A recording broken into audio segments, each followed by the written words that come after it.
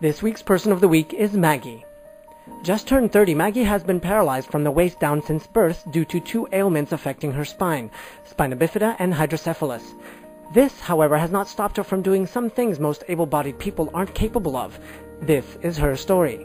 Basically, I went into social sciences because I wanted to go into more like working with kids and stuff like that and go in that direction. I just went part-time at CJEP because I couldn't handle the full schedule. So I was there for 6 years. I did different kinds of volunteer work. I did some secretarial work, like more like reception, like answering telephones for different associations and stuff, and taking appointments. And then I worked about 2.5 years at Shriners Hospital. I was looking after kids from birth to age 6. That was one of the best places, actually, that I liked the most.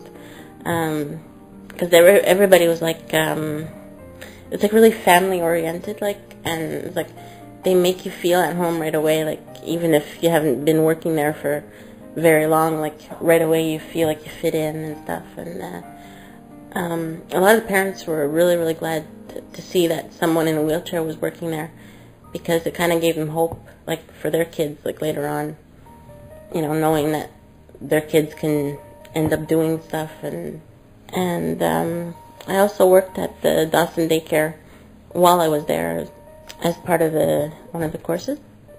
I was also a monitor in a day camp at Westmount Y. I'm a kid at heart myself. I've always loved being around kids, playing with kids, and stuff like that. And I've always had a good rapport with kids.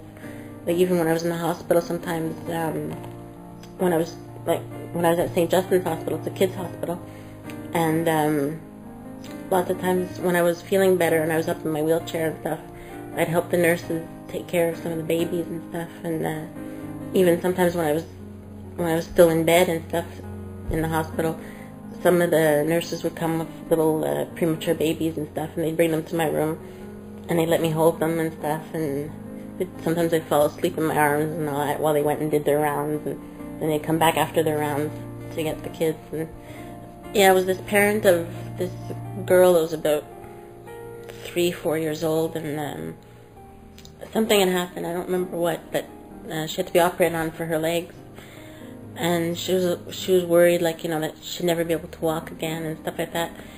And she was very happy to see that I was there, since I'm in a wheelchair, that I was there working and working with the kids and everything, and that that I was doing something with my life and all that, because it gave her hope, for her child, like when her child grows older and all that, that she, even if she does end up in a wheelchair for life, she could still do lots of things and accomplish a lot, And a lot of that time, I got a lot of feedback from quite a few parents that said the same thing too. That it kind of gave them hope for their kids later on and stuff. And I just did it because I love it. And like I said, I love kids, and there was one time where, for some reason, I just wanted to help other kids like me, like that were in wheelchairs and stuff like that, and had different problems and stuff. So that was kind of stuck there to my heart.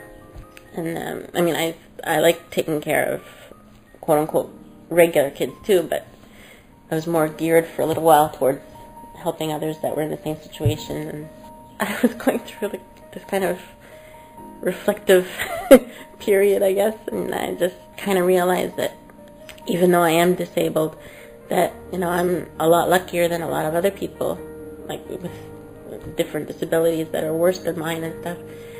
So I had that idea in my mind, and I was like, well, if I can help somebody else that's in the same situation feel a bit better about their situation and stuff, or even just take their mind off of things for a while or whatever, then, I'd like to do something like that.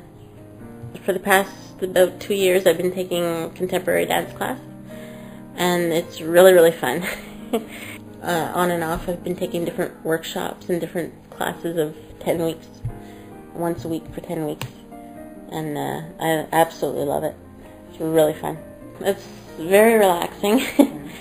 And I just it kind of takes me like to another world, so to speak. Like, you know, you don't think about your problems. You don't think about something that happened yesterday or whatever. You know, you just let yourself go, and just you lose yourself basically in the dancing, and you feel like you accomplished something at the end. You know.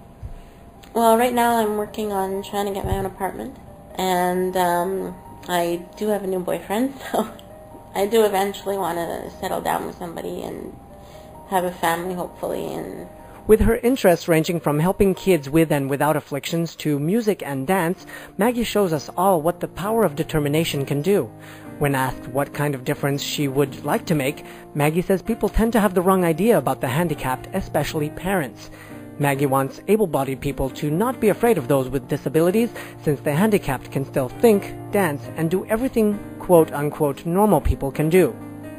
And that was another edition of Frank Talks, Pleasures and Lifestyles, People of the Week segment. I'm Zoltan King. Be well. From Loser to Seducer is the story of Frank B. Kermit. This book marks the triumph of a nice guy over most of his inner demons. This includes going from being a loser to managing 5 lovers at the same time, his first Valentine's date with 2 women at the same time, and getting back the one that got away.